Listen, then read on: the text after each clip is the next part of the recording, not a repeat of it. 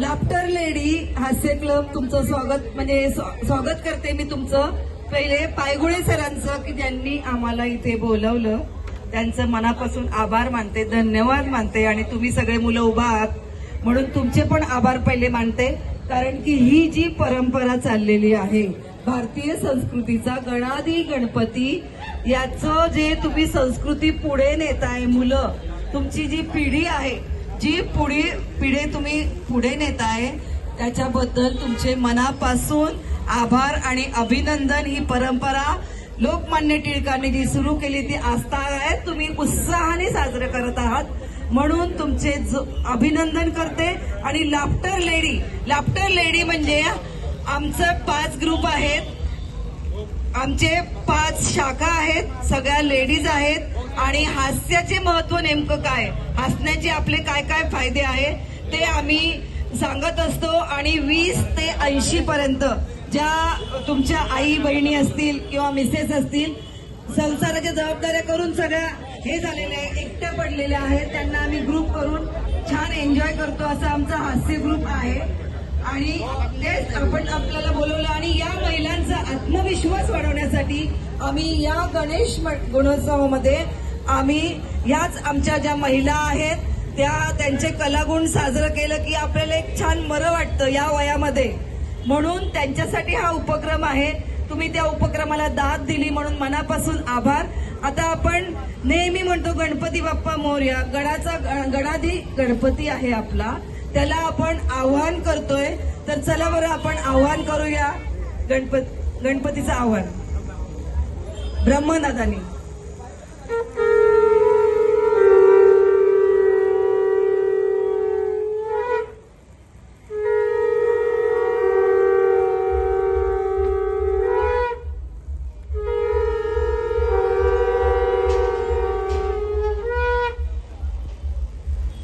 हा गणाचा गणपती आलेला आहे. आणि शंख नेमकं काय आहे, तर शंखाचा एकच फायदा मी तुम्हाला सांगते.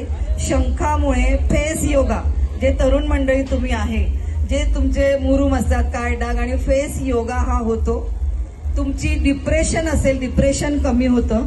हे शंखाचा फायदा आहे. आता शंख हा आला कुठून, आपल्याला माहिती आहे समुद्रातून मिळतो. छोटे छोटे शंख आपण लहानपणी वेचलेला आहोत.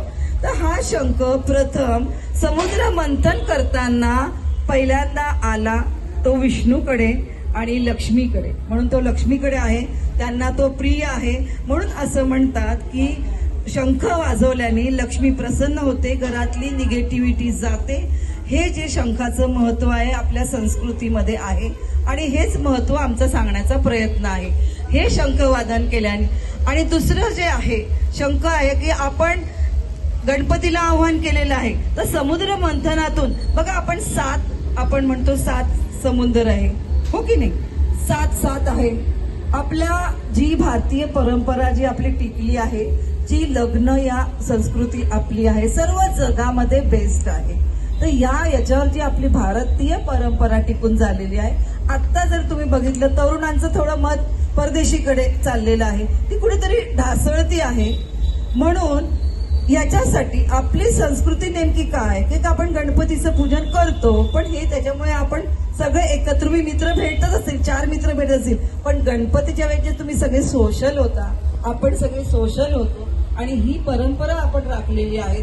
म्हणून आपण काय का करतोय, 7 आहे म्हणून 7 एक प्रकारे आपण 7 बघा, आपण फेरे पण फिरतो, 7 फेरे असतात. एकमेकांची साथ आपल्याला आवडते, एकटं आपल्याला बोर होतो. मग हे 7 समुद्र, त्याच्यामध्ये आपले 33 कोटी देवता आहेत, सगळी खनिज संपत्ती आहे, हो की नाही. मग या 7 असेल तर आपण कुठेच्या कुठे जातो बघा. घरात पण आपल्याला एकमेकांची साथ हवी असते, सगळ्यांना साथ पाहिजे. म्हणून आपण या 7 देवांना आवाहन करूया आणि 7 खंड वाजवू.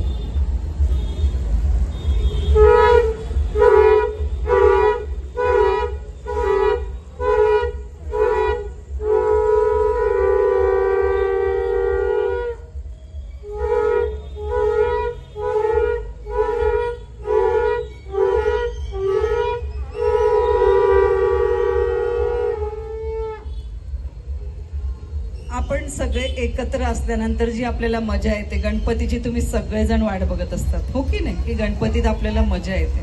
सगळे आपण गणपती जातात. आता गणपती नेमका का बसवतात, का बरं बसवतात, तर एक थोडीशी गोष्ट सांगते. ऐका ना, ऐकायची तयारी आहे ना सगळ्यांची?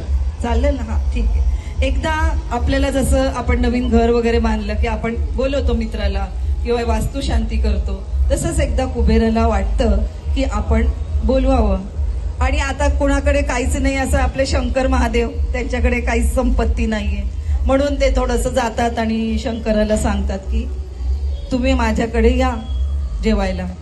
तर शंकर ते डाव ओळखतात आणि शंकर त्यांना सांगतात की मला जरा बरं वाटत नाही, मी जरा नंतर येतो. माझा मुलगा आला तर चालेल का?